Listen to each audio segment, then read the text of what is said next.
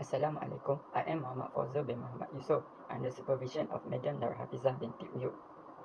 Now, I'm going to present about my final year project on Mohd 2 entitled A Review on the Probiotic Treatment of Lactobacillus plantarum in Mitigating Scars. This presentation comprises of introduction, literature review, analysis of review, conclusion, and recommendation.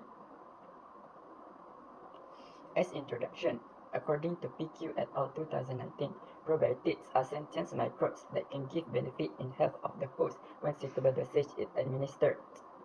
Probiotics have been the most popular usage in medical field as productively therapeutic intervention as stated by Sanders et al. 2018 and pharmaceutical product as stated by Otto et al. 2017. Cunningham 2021 state that the numerous probiotics that have been used in medical treatment are lactic acid bacteria, which has specific strain in showing their probiotic properties and undergoing different function activities.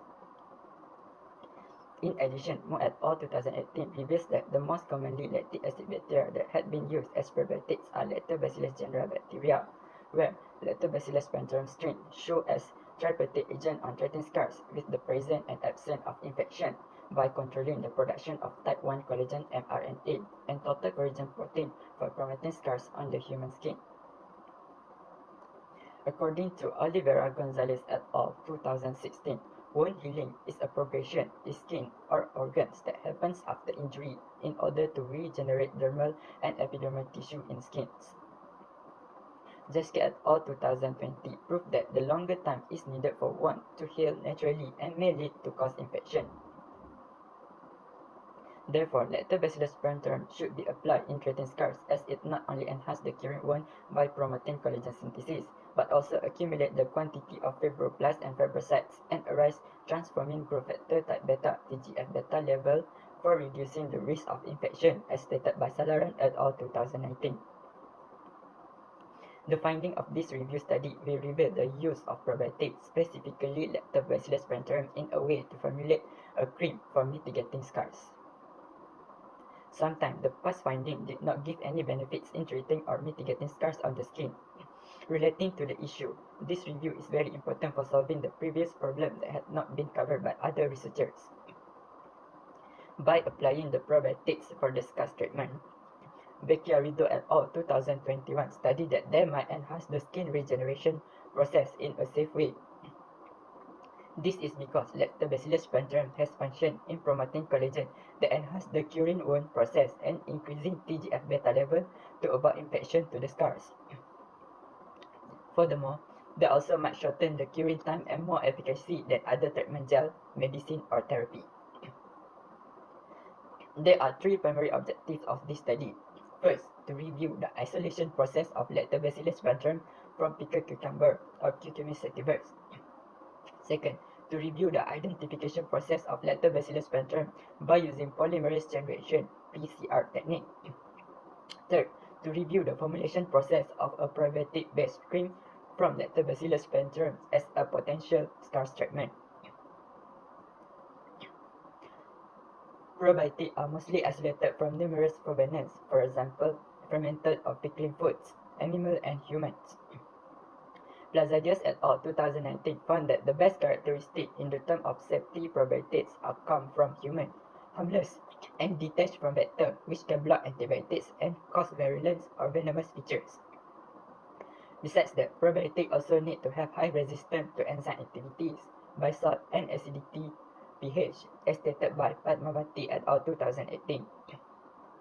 These criteria are very important in order probiotics to actively perform their function. The popular probiotics used frequently come from the genera Lactobacillus and Bifidobacterium. This genera of probiotics are originated from lactic acid bacteria. Fabria and Hartonto 2019 defined the lactic acid bacteria as a cluster of gram-positive, non-superforming, and anaerobic microorganisms which produce lactic acid as the focal fermentation creation into the alveolum if provided with appropriate carbohydrates. Additionally, Lactobacillus plantarum is a facultative heterofermentative lactic acid bacteria, which is a root shape. These bacteria are metabolically flexible and versatile and come from various natural habitats with wide-ranging application as stated by Consorti et al. 2018. Between some species recognized in fermented or pickling vegetables, Banatsu et al. 2017 stated that Lactobacillus plantarum is counted as the largest species in this medium because of its capability to tolerate high saline and low pH component of fermented or pickling vegetable, mostly cucumber, sauerkraut, and olive.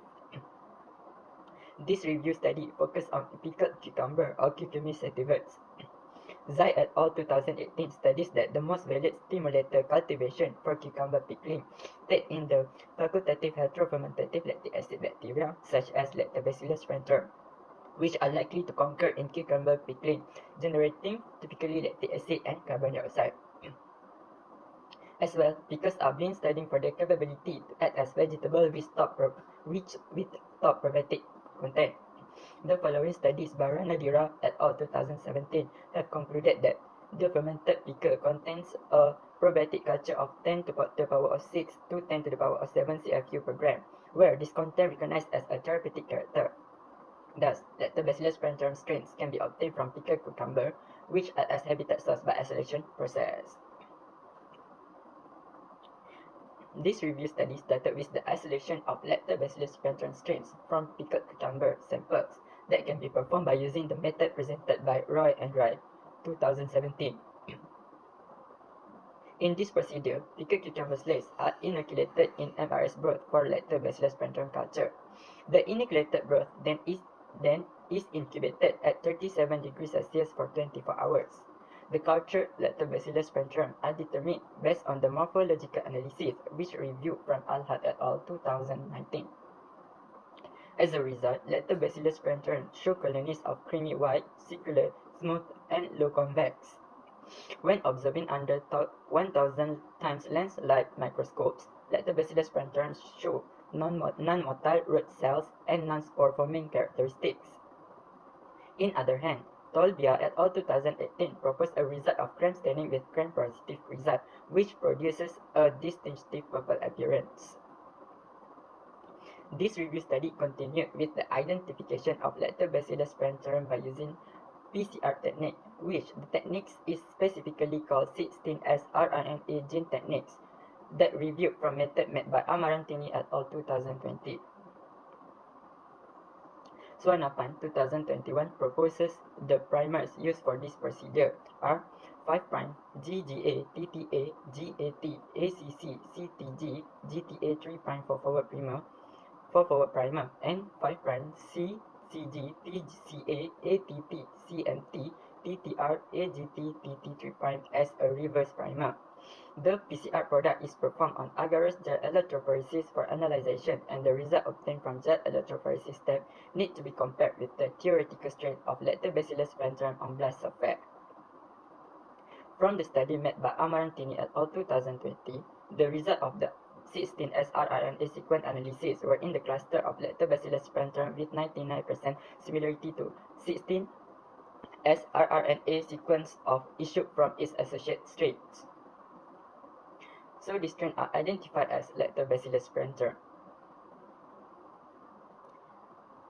This review study ended with the formulation of probiotic-based scarce cream, which referred to the step made by Saptarini and Hadisobrono 2020. The cream is prepared with the composition as listed as isolated Lactobacillus plantarum, stearic acid, liquid paraffin, glycerin, adaptoglycinate, tritanolamides, methylparaben, propylparaben, and aqueducts. The prepared cream then undergo evaluation process by using standard method of general characterization and physical evaluation. The first evaluation of the cream is the physical appearance, which observed in the term of roundness and homogeneity. According to Chen et al. 2016, a good cream presents a smooth texture. The smooth texture of a cream can cause the skin to moisturize, refresh, light, cool, no grittiness or greasiness, and film form after drying. This is important for skin to feel comfortable after applying the cream. No phase separation and homogeneous can lead the cream to have high grade. Secondly, the observation on the color of the cream. Thus, Gupta 2019 reveals that the color of lactobacillus sphagnum is yellow. Thus, the result for the color evaluation toward the cream will be yellow color. Thirdly, it is important to evaluate pH of the cream. Lukit et al. 2021 study that pH of skin is acidic pH.